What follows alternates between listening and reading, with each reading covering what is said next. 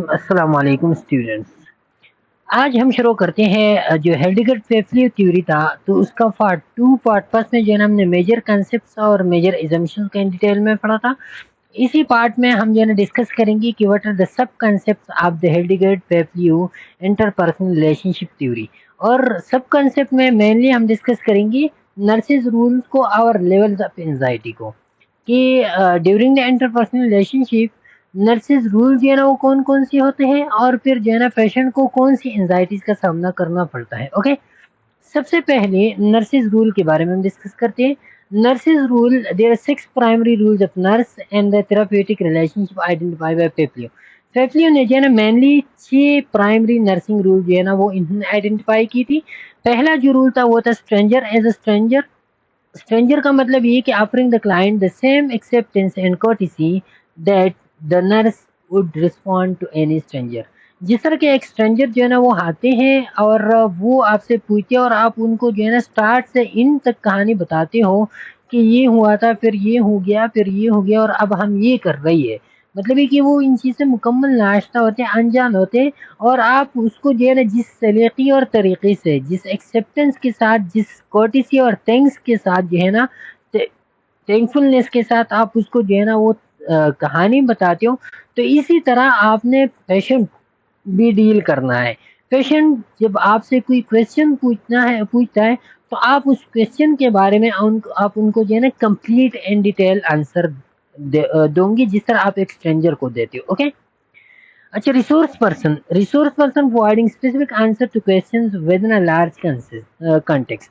और resource person जो है ना इसका मतलब ये कि अगर क्वेश्चन नर्स जो है ना, पेशेंट जो है ना वो आपसे क्वेश्चन पूछता है तो आप as a resourceful person mean कि आप क्वेश्चन दोगे तो क्वेश्चन जो है ना with resources, with full context जो है ना आप उनको क्या देंगे, क्वेश्चंस का आंसर देंगे। ओके, कि आंसर वो आपने एक एस्पेक्ट के बारे में आपसे पूछा तो आप उनको उस क्वेश्चन के हवाले से जितने भी एस्पेक्ट्स होते हैं तो वो आप उनको बताएंगे। एज ए टीचर जो है ना आप किस तरह रोल प्ले करेंगे, helping the client to learn formally and informally. Formal teaching भी आप उनको करेंगे और अगर इनफॉर्मल टीचिंग हो तो इनफॉर्मल टीचिंग भी आप जो है ना वो पेशेंट को जो है ना आप उनको परफॉर्म करेंगे। एज ए लीडर का मतलब ये कि आप जो है ना ऑफरिंग डायरेक्शन टू क्लाइंट और ग्रुप। क्लाइंट को आप डायरेक्शन प्रोवाइड करेंगे, ये नहीं कि आपने जो है ना अपनी हिस्से का काम कर दिया और पेशेंट को कहते हो कि आप घूमो और फिरो हॉस्पिटल में, जहाँ पे जाओ लेकिन अपना काम करो। नहीं, आप उनको जो है ना डायरेक्शन प्रोवाइड करेंगे कि ये काम मेरा था, ये मैंने कर दिया, इसके बाद जो है ना आप उधर जाओ, इधर जाओ, इस रूम में जाओ और इस नर्स के पास जाओ, इस डॉक्टर के पास जाओ। तो ये आप एज अ लीडर भी आप काम करेंगे। एज अ सरोगेट भी आप रोल प्ले करेंगे। सरोगेट का मतलब ये कि as a substitute for another such is parent और सिबलिंग। अगर उनके पास पेरेंट सिबलिंग नहीं है तो आप उनके बजाय जो है ना उनको पेशेंट के साथ एज अ पेरेंट और एज अ सिबलिंग भी आप रहेंगे। उनके साथ आप ओपन कम्युनिकेशन करेंगे, फीलिंग जो है ना उनके साथ शेयर करेंगे। Okay, as a counsellor, act as a guide, आप जो है ना एज अ गाइडर उनको जो है ना उनको अवेलेबल होंगे। Helping clients, promoting experiences. अब जो क्लाइंट्स के एक्सपीरियंसेस होते हैं तो उनको आप प्रमोट करेंगे। किस तरह प्रमोट करेंगे, to health, leading to health, वो एक्सपीरियंसेस जो हेल्थ को लीड कर रहा हो, हेल्थ को जो है ना वो प्रमोट कर रहा हो for the client, such as expressing a feeling. जैसे कि एक्सप्रेशन ऑफ फीलिंग्स है तो फीलिंग्स आप जो है ना क्या करेंगे, आप क्लाइंट को जो है ना वो हेल्प आउट करेंगे कि वो अपनी फीलिंग्स को एक्सप्रेस करे, अपने एक्सपीरियंसेस को प्रमोट करे और हेल्दीनेस की तरफ जो है ना वो चला जाए। तो आप उनको गाइड करेंगे कि क्या करना है, किस तरह करना है, क्यों करना है। वो जो है ना जब आपके साथ वो फीलिंग्स एक्सप्रेस कर रहे हैं, अपनी एक्सपीरियंसेस जो है ना वो आपके साथ शेयर कर रहे हैं, तो आप उसकी प्रमोशन में उसका हेल्प करेंगे। ओके, डब्ल्यू आल्सो, तो ये मेजर लीजिए ना, इन्होंने 6 नर्सिंग रूल जो है ना वो प्रेजेंट की थी। इन्होंने ये भी कहा था कि नर्सेज को take on many other roles including consultant, tutor, safety agent, administrator, observer and researcher. ये रूल भी जो है ना इन्होंने कहा कि नर्स के होते हैं, लेकिन जो मेनली उन्होंने डिटेल से डिस्कस की थी तो ये 6 नर्सिंग रूल थी। 6 नर्सिंग रूल में जो पहला स्ट्रेंजर था, फिर रिसोर्स पर्सन था और फिर जो है ना एज अ टीचर, फिर जो है ना एज अ काउंसलर, फिर जो है ना as a surrogate and at the end as a leader जो हमने डिटेल से डिस्कस की। अच्छा, फिर जो है ना इन्होंने लेवल ऑफ एंजाइटी के बारे में बात की कि पेशेंट को जो है ना कौन कौन सी एंजाइटीज का सामना करना पड़ता है। Fabio defined anxiety as the initial response to psychic threat। इन्होंने कहा कि जब भी कोई साइकिक थ्रेट आता है, एक ऐसा थ्रेट जो आपको जो है ना सिर्फ मेंटली आपको फील हो रहा हो लेकिन फिजिकल इसकी कोई एग्जिस्टेंस नहीं होती। फीलिंग थ्रेटन विदाउट फिजिकल काज, किसी फिजिकल काज के बगैर जो है ना आपको थ्रेट, जैसा कि आप इस तरह व्हाट इफ, अगर ये ना हुआ तो फिर जो है ना क्या होगा, मेरे पास तो पैसे भी नहीं है, ये नहीं हो, कांट मैं नहीं कर सकता, या बैड थिंग्स हैपन, या डोंट, या हाउ इट विल हैंडल, या नो, इस तरह की चीजें जो है ना जब आपके जहन में ओवरवेम करते हो, आप कुछ सोचों को, कुछ फीलिंग्स को आप अपने आप पे सवार करते हो, तो वो जो है ना आपके लिए एक थ्रेट बन जाते हैं। अब और उन्हीं थ्रेट को आपका जो इनिशियल रिस्पांस होता है वो एंजाइटी होता है कि आप बेचैनी में जो है ना चला जाते हो। ओके, अब वो बेचैनी, वो एंजाइटी की डिफरेंट लेवल्स होते हैं। कुछ लेवल जो है ना माइल्ड होते हैं, कुछ जो है ना एंजाइटी मॉडरेट होते हैं, कुछ एंजाइटी सीवियर होते हैं, और कुछ एंजाइटी वो पैनिक एंजाइटी होते हैं। अब माइल्ड एंजाइटी कौन सी एंजाइटी है? Positive state of heightened awareness. इसमें आपका अवेयरनेस जो है ना वो हाई हो जाता है, आपका अवेयरनेस जो है ना बहुत ज्यादा हो जाता है, और आपकी सेंसेस जो है ना वो शार्पन हो जाते हैं। मीन कि आपने जो है ना आंख की आपने निकाले होते हैं, उस चीज पे आप जो है ना बहुत ज्यादा एक्टिव आप बन जाते हो, उस चीज को देखते हो। Okay, allowing the person to live, learn new behaviours and solve problem.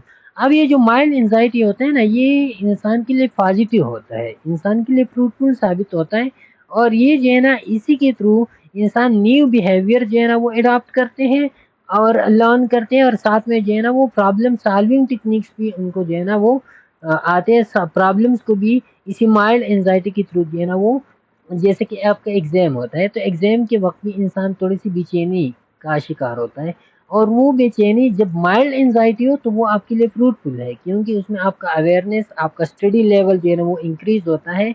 आप जो है ना जो पहले आप 8 घंटे सोते थे तो आप जो है ना आप 6 घंटे सोते हो, तो आपका अवेयरनेस इंक्रीज होता है, तो ये आपके लिए फ्रूटफुल होता है। The person can take all available stimuli perceptual feel. और इसी वक्त जो है ना पर्सन अपनी सारी स्टिमुलाई को जो है ना वो अवेल करते हैं। जो परसेप्चुअल फील्ड होता है, मीन की जो इसकी परसेप्शंस होते हैं, सेंसेस होते हैं, तो जितने भी उनके सेंसेस होते हैं कि आप जो है ना स्टडी है तो स्टडी के हवाले से जो है ना आपके इर्द गिर्द जितने भी काम होते हैं, तो उसी के बारे में जो है ना आप क्या करते हो, आप आगाह होते हो कि असाइनमेंट्स क्या है, उनके लिए जो है ना कौन कौन से सब्जेक्ट्स पढ़ने हैं, बुक पढ़ने हैं, स्लाइड्स पढ़ने हैं, तो ये इन चीज़ों के बारे में, ये जो अवेलेबल स्टिमुलाई जितने भी होते हैं ना, तो इनके बारे में जो है इंसान क्या होते हैं, अवेयरनेस उनकी शुरू हो जाती है। ओके, मॉडरेट एंजाइटी में क्या होता है कि ये एंजाइटी थोड़ा सा फिर निगेटिविटी की तरफ जाता है, डिक्रीज परसेप्चुअल फील। अब यहाँ पे जो है ना आपका परसेप्चुअल फील जो है ना वो क्या होता है, वो डिक्रीज होता है। जैसे कि आप पेपर में बैठे हो और पेपर में जो है ना आपको एंजाइटी के शिकार होते हो, और आपके आंखें जो है ना फिर वो सिर्फ क्वेश्चन तक महदूद रहते हैं, क्वेश्चन के इर्द गिर्द आपको कुछ भी नजर नहीं आ रहा होता, तो फिर ये जो है ना ये moderate anxiety, focus on immediate task only. और ये अब ये जो है ना सिर्फ आप उन क्वेश्चन और उनके आंसर तक आप महदूद रहते हो, तो ये क्या होता है कि आप इमीडिएट टास्क पे सिर्फ फोकस करते हो। Person can learn new behaviour और solve problem only with assistance. अब इधर जो है ना ये होता है कि आप बहुत ज़्यादा हाइटेंड हो जाते हो, आपकी अवेयरनेस और आपकी सेंसेस जो है ना वो बहुत ज़्यादा शार्पन हो जाते हैं। आप जो है ना आपको वो जो आंसर होते हैं ना वो भी आपको ब्लर्ड नज़र आ रहे होते हैं ना इस वक्त, तो फिर आप न्यू बिहेवियर को आप गेन कर सकते हो, आप प्रॉब्लम को सॉल्व कर सकते हो, लेकिन किसी और की हेल्प के थ्रू। आप जो है ना आपको आप जो है ना आप आंसर फेल कर सकते हो, लेकिन किसी से नकल करके आप जो है ना फीलिंग शुरू करते हो। तो असिस्टेंट आप इस वक्त जो है ना आप असिस्टेंट फिर लेते हो, और असिस्टेंट के थ्रू आप न्यू बिहेवियर और प्रॉब्लम सॉल्विंग टेक्निक जो है ना आप सीख सकते हो। ओके, सीवियर एंजाइटी में क्या होता है? सीवियर एंजाइटी में involve feeling of dread and terror. अब यहाँ पे जो है ना इंसान को खौफ और दहशत की फीलिंग आ रही होती है, और the person can not be directed to a task. अब इंसान जो है ना, इंसान के हाथों से कुछ नहीं हो सकता, वो जो है ना सब कुछ वो भूल जाते हैं, हर एक काम में जो है ना उनको नुकसान नज़र आ रहा होता है। Physiological symptoms of tachycardia, diaphoresis and chest pain जो है ना उनको शुरू होते हैं, और इसी वक्त जो है ना उनके हाथों से कुछ भी नहीं होता। उनको जो है ना हर एक चीज़ में ड्रीड और टेरर जो है ना, होप और दहशत नज़र आ रहे होते हैं। पैनिक एंजाइटी फिर ये फाइनल या इन लेवल ऑफ एंजाइटी होता है, और इसमें इंसान जो है ना अपनी जो उसकी खवासी खमसा होते हैं ना, तो उससे हाथ धो बैठते हैं, वो रेशनली उसका ख़त्म हो जाते हैं, थाट्स फीलिंग्स उसकी जो है ना वो डिस्टर्ब होते हैं, डिल्यूजन्स हेलुसिनेशंस उसको आ रहे होते हैं, और वो कम्प्लीटली इमोबाइल होते हैं, म्यूट हो जाता है इंसान मुकम्मल तौर पे, वो बैठ जाता है, वो कहता है कि मुझसे तो और कुछ भी नहीं होता। जैसे कि आपने कुछ लोगों को देखा होगा कि बहुत ज़्यादा स्ट्रेस कंडीशन में जो है ना वो क्या होते हैं, उनके वो जो है ना बातें मुकम्मल तौर पे वो ख़त्म हो जाती, वो उनके वो जो है ना कहते हैं कि मेरे पाँव हाथ जो है ना मुकम्मल काम नहीं कर रहे। The person becomes out of control and upon exposing himself और हरसेल्फ। अब यहाँ पे इंसान जो है ना मुकम्मल आउट ऑफ कंट्रोल होते हैं, खुद पे उनका कंट्रोल नहीं होता, और अक्सर जो है ना ऐसी हालात में वो सुसाइड की तरफ भी चलते हैं, या अपने आप को जो है ना इंजर्ड करते हैं, किसी चीज़ से अपने आप को जो है ना मारते हैं। ओके, तो ये final level of panic anxiety होता है। अब हम इंटरपर्सनल थ्योरी और नर्सिंग प्रोसेस के दरमियान इंट्रोडक्शन किया है। नर्सिंग प्रोसेस इंटरपर्सनल थ्योरी किस तरह एक दूसरे के साथ अलाइन करती है या नहीं करती, तो इसी के बारे में पढ़ते हैं। People's interpersonal relationship theory and the nursing process are sequential। अब ये दोनों जो है sequential है, दोनों की जो स्टेप्स है वो अलाइन है एक दूसरे के साथ जो है ये तरतीबवार है। Okay, both focuses on therapeutic relationship by using problem solving techniques for the nurse and patient to collaborate on with the end purpose of meeting the patient need। अब दोनों के जो फोकस होते हैं वो थेराप्यूटिक रिलेशनशिप होते हैं, दोनों जो है ना प्रॉब्लम सॉल्विंग टेक्निक यूज करते हैं, और दोनों के प्रॉब्लम सॉल्विंग टेक्निक क्या होते हैं, वो कोलाब्रेशन होते हैं, वो नर्स और पेशेंट के दरमियान कोलाब्रेशन इनके प्रॉब्लम सॉल्विंग टेक्निक होते हैं। दोनों की इन पर्पस क्या होते हैं कि पेशेंट की नीड्स को फुलफिल किया जाए। Okay, both use observation communication and recording as a basic tool for utilising by nursing. दोनों जो है ना नर्सिंग प्रोसेस में भी, और इंटरपर्सनल थ्योरी की जो 4 पेजेस हमने पढ़ी आइडेंटिफिकेशन के, वो 4 पेजेस, तो वो 4 पेजेस इंटरपर्सनल थ्योरी और नर्सिंग प्रोसेस दोनों जो है ना ऑब्जर्वेशन यूज करते हैं, दोनों में ओपन कम्युनिकेशन होता है, दोनों जो है ना रिकॉर्डिंग करते हैं, दोनों इवेंट्स को जो है ना रिकॉर्ड करते हैं, इवेंट्स को डॉक्यूमेंट करते हैं, और ये बेसिक टूल्स होते हैं ड्यूरिंग देयर प्रोसेस। ओके, अच्छा, the phases of therapeutic nurse client relationship are highly comparable to the nursing process making it vastly applicable. अब थेराप्यूटिक नर्स क्लाइंट की रिलेशनशिप की जो 4 पेजेस है, वो अवर नर्सिंग प्रोसेस की जो पेजेस है, असेसमेंट है, नर्सिंग डायग्नोसिस है, प्लानिंग है, और फिर जो है ना इम्प्लीमेंटेशन है, एवालुएशन है। तो वो और नर्सिंग प्रोसेस की जो वो ये therapeutic client nurse client relationship की जो पेजेस है, ये हाईली कंपेरेबल एक दूसरे के साथ, इसी की वजह से इसके एप्लीकेबिलिटी और भी इंक्रीज होते हैं थेरेप्यूटिक नर्स पेशेंट रिलेशनशिप की। ओके, अच्छा, फिर जो है ना इसमें आता है असेसमेंट। ये जो है ना ये नर्सिंग प्रोसेस की पेजेस है, और ये जो है ना फिर क्या है, ये पेजेस है थेराप्यूटिक नर्स पेशेंट रिलेशनशिप की। अब नर असेसमेंट जो है ना ये कंपेयर करते हैं ओरिएंटेशन पेज से, नर्सिंग डायग्नोसिस कंपेयर करता है, नर्सिंग डायग्नोसिस और नर्सिंग प्लानिंग ये कंपेयर करता है आइडेंटिफिकेशन पेज से, इम्प्लीमेंटेशन कंपेयर करते हैं एक्सप्लॉइटेशन पेज से, और एवाल्युएशन कंपेयर करते हैं रिजोल्यूशन पेज से। ओके, अब दोनों के दरमियान डिफरेंसेस क्या होते हैं। असेसमेंट और ओरिएंटेशन हमने कहा कि एक दूसरे के साथ कंपेयर करते हैं। इसमें आप continuous data collection and analysis अब करते हो, लेकिन इधर जो है ना कंटिन्यूस डेटा कलेक्शन नहीं होता। इधर जो है ना पेशेंट बाई चांस इमीडिएटली आपके पास जो है ना इंस्टेंटली आपके पास आता है, और आप जो है ना उसके साथ इंट्रैक्शन बिल्डअप करते हो, और नॉन कंटिन्यूस डेटा आप उनसे लेते हो। लेकिन इधर कंटिन्यूस डेटा होता है, मतलब ये कि आप सुबह जाते हो पेशेंट के पास, उनके असेसमेंट करते हो, फिर जो है ना दोपहर के वक्त जो है ना मॉर्निंग टाइम पे, फिर जो है ना इवनिंग टाइम पे आप जाते हो। तो इधर जो डेटा होता है मोस्टली ये कंटिन्यूस डेटा कलेक्शन होता है और एनालिसिस होते हैं। ओके, या जो है ना पेशेंट पहले आपके पास आया, दोबारा आपके पास आ गया, तो ये होता है। इधर जो नीड्स होते हैं वो हो सकता है पेल्ट नीड्स हो, लेकिन हो सकता है कि पेल्ट नीड्स नहीं भी हो। जैसा कि अब रेगुलर असेसमेंट हम करते हैं, तो रेगुलर असेसमेंट में कोई फेल्ट नीड नहीं होती। Felt need mean express need, patient को अब ज़रूरत है उन नीड्स की, पेशेंट को जो है ना डिमांड्स है, तो वो जैसा कि एक्सीडेंट में कोई पेशेंट आ गया तो वो आता है यहाँ पे, वो फेल्ट नीड्स के साथ आता है, डेफिनेट नीड्स उसके होते हैं यहाँ पे जो है ना। अब जैसा कि आप रेगुलर असेसमेंट करते हो, मॉर्निंग इवनिंग और नाइट शिफ्ट में आप असेसमेंट करते हो, तो उसमें हो सकता है कि नीड्स हो, लेकिन हो सकता है कि कोई पेल्ट नीड्स उसको नहीं हो। ओके, फिर नर्सिंग डायग्नोसिस प्लानिंग में इधर जो है ना म्यूचुअली सेट गोल्स होते हैं और इधर जो है ना इंटर डिपेंडेंट गोल सेटिंग होते हैं। इधर जो नर्स और पेशेंट होते हैं ना, तो वो एक दूसरे के साथ गोल्स को शेयर करते हैं और दोनों जो है ना एग्रीड अपॉन होते हैं ऑन द गोल्स। दोनों जो है ना एक एग्रीमेंट पे पहुंच जाते हैं कि ये गोल जो है ना ये प्रोसीजर मैंने करना है। आइडेंटिफिकेशन फेज में इंटर डिपेंडेंट गोल सेटिंग होता है, मीन कि इधर जो है ना इधर लाजमी नहीं होता कि दोनों के गोल जो है ना वो सेम हो।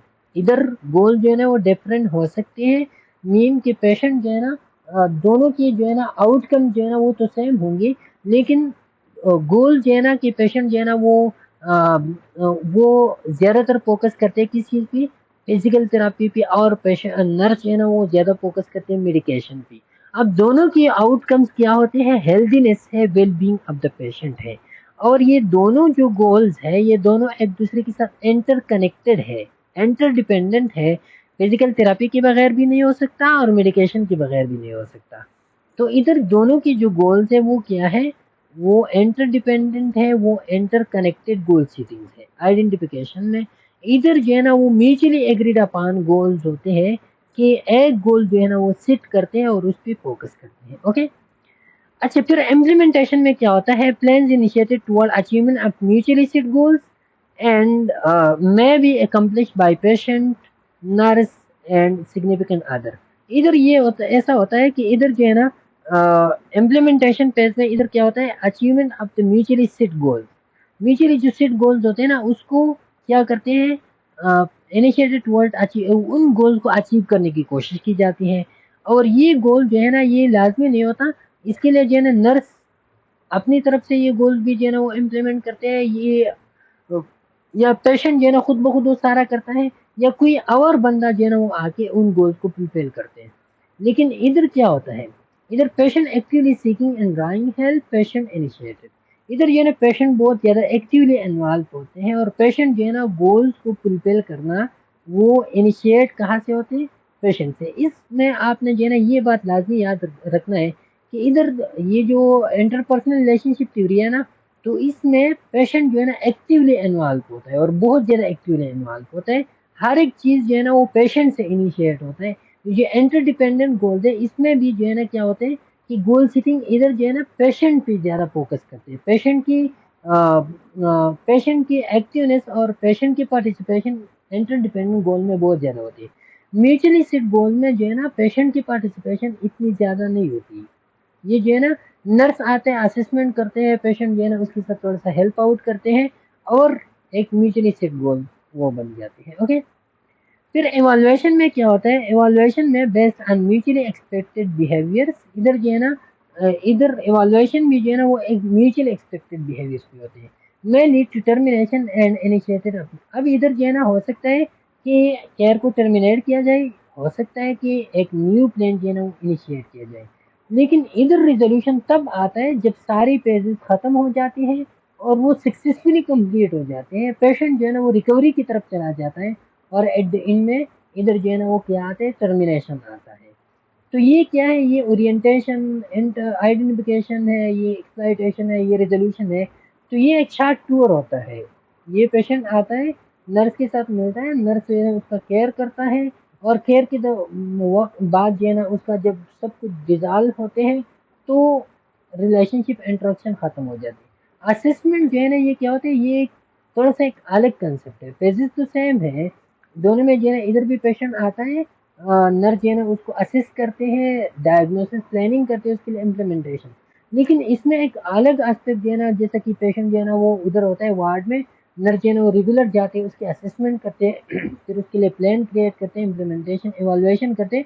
तो हो सकता है कि इसके प्लान को जो है ना दोबारा से जो है ना वो क्या किया जाए, शुरू किया जाए, और हो सकता है कि ये प्लान जो है ना ये रिकवरी पे ख़त्म ना हो जाए। ओके। अच्छा, केस सिनेरियो एप्लीकेशन क्या है? तो case scenario, Lubna 35 year old female was diagnosed with the cancer colon cancer इसको था। Evaluation reveal a logical a locally invasive adenocarcinoma requiring surgical management for symptoms control and oncologic treatment. अब यहाँ पे जब इवैल्यूएशन किया गया तो इनको जो है ना इन्वेसिव एडेनोकार्सिनोमा था, इनको एड्रिनल ग्लैंड्स की कैंसर थी इनको, और उनको जो है ना सर्जिकल मैनेजमेंट उनको चाहिए होता था। अब वो इन्होंने जो है ना शी अंडरवेंट, उनको ऑलरेडी जो है ना लिप्रोटमी हुआ था, और साथ में जो है ना परमानेंट कोलेस्टमी और लिप्रोटमी दोनों जो है ना इनको हुई थी। ओके। अब ओरिएंटेशन फेज में Lubna is initially reluctant to talk due to her discomfort associated with the new stoma. अब जो लिप्रोटमी उनको हुआ था ना, जो लिप्रोटमी और कोलोस्टमी उनको हुआ था, तो उसकी जो पेट है, बेली है, तो एब्डामेन है, तो उसमें क्या होता है, उसमें एक वो स्टोमा जब वो उधर क्रिएट होते हैं ना, स्टोमा मीन कि उधर वो पाइप जो है ना वो निकालते हैं, और इसी के थ्रू जो वेस्ट प्रोडक्ट जो है ना वो बाहर निकालते हैं।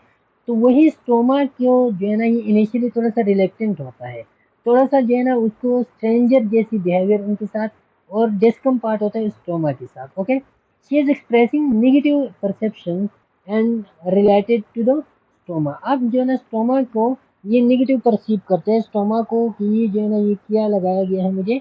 She verbalises expressing GI disturbances and inability to plan diet. अब ये जो है ना ये शिकायत भी करते हैं, वो कहते हैं कि मुझे जो है ना ये डिस्टर्बेंसेस है, और मैं डाइट को जो है ना सही तरीके से प्लान नहीं कर सकता।